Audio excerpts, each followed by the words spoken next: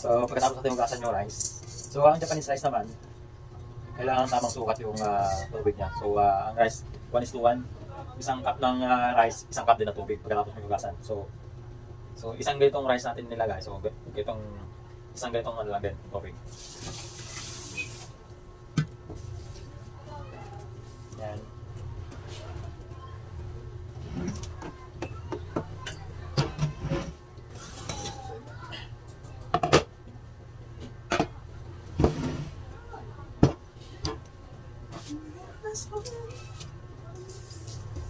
So, dinamihan na natin yung rice natin para sa ano kasi namimigay din tayo sa mga kapitbahay natin. Magagawa natin kung ilan yung magawa natin mga makis at saka big sushi. So, antay lang tayo ng mga 45 minutes. After 45 minutes, lagyan na natin siya ng sushi rice.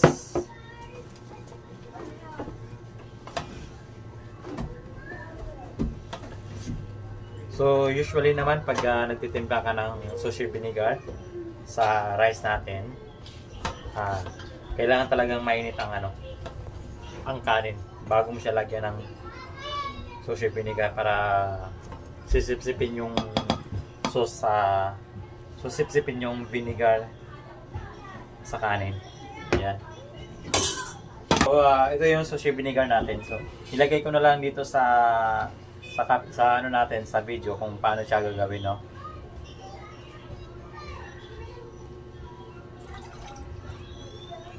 So siguro mga 200 ml ang ilagay natin dito sa isang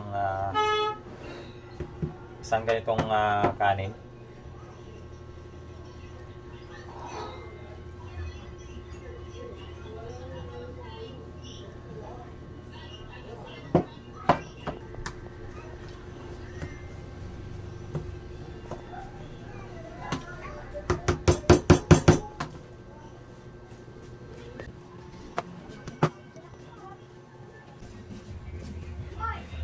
So lahat naman mga sushi sa kamaki, ang pinaka-importante talaga yung timpla ng sushi rice.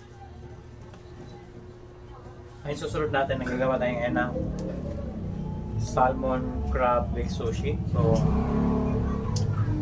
lutuin na natin yung salmon. Gagamit tayo ng olive oil. Okay. So,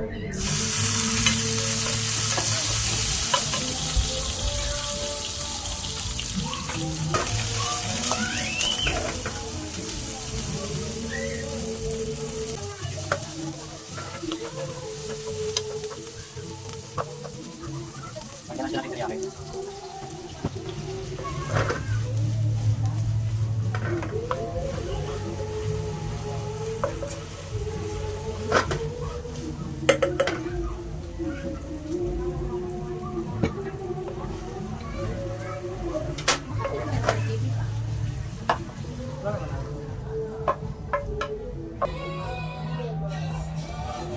Flat lang natin yung kanin dito.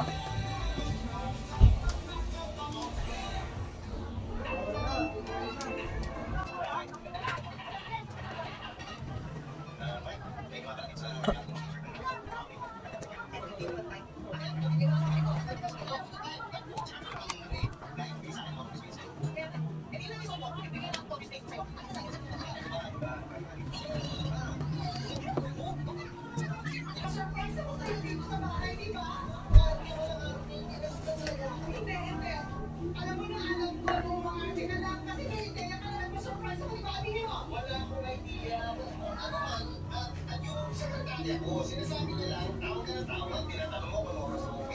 Walang idea. Ano lang? Nag-text ko lang siya. Bakit? Ayibasa ka? Sa cellphone ng sekretaryo. Usapan natin ang tulad tapos bigla may sekretaryo Malandina ngayon. Grabe ka naman! Ay, relasyon na ngayon. Relasyon na talaga ngayon. Okay naman, bye. Kami na pinag-uusapan.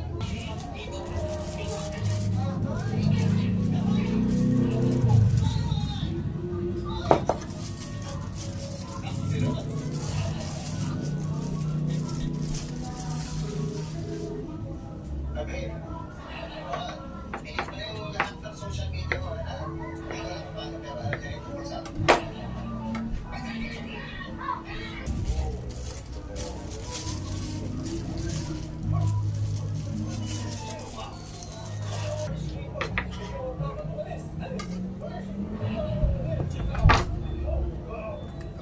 So, durugin lang natin.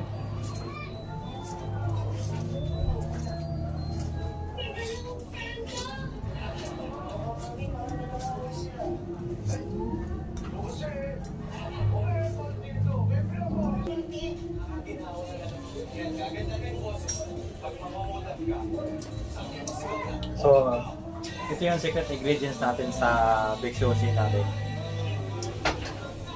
Ilagay ko na lang to sa caption natin kung paano siya gawin. Yung complete ingredients niya. So, maglagay lang tayo dito. At sapat na. So, cream cheese huwag kalimutan.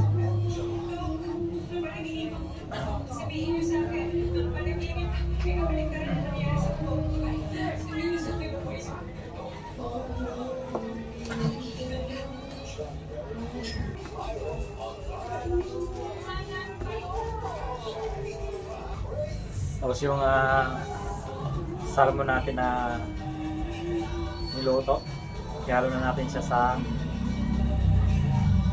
crab na i-mix natin. Ganyan lang.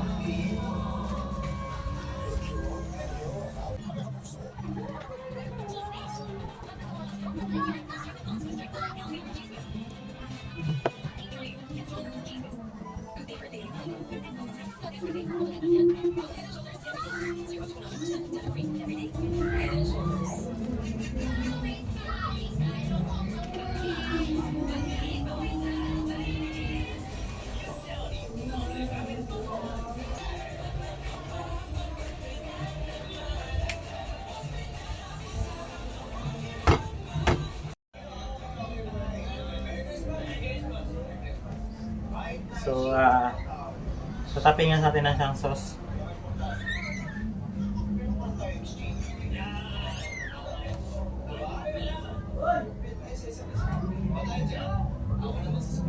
Okay.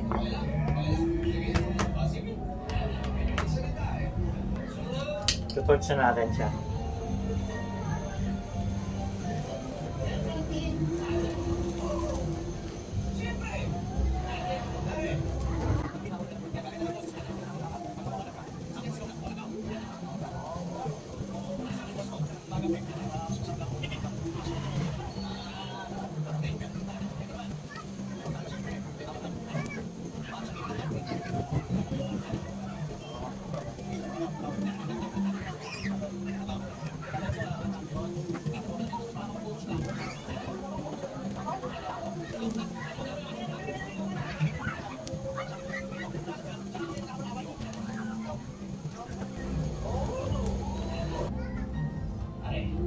Merry Christmas. Kasi sa amin nila, kapag maliit yung regalo, Baliktik mo ito sa anak ko. Ano?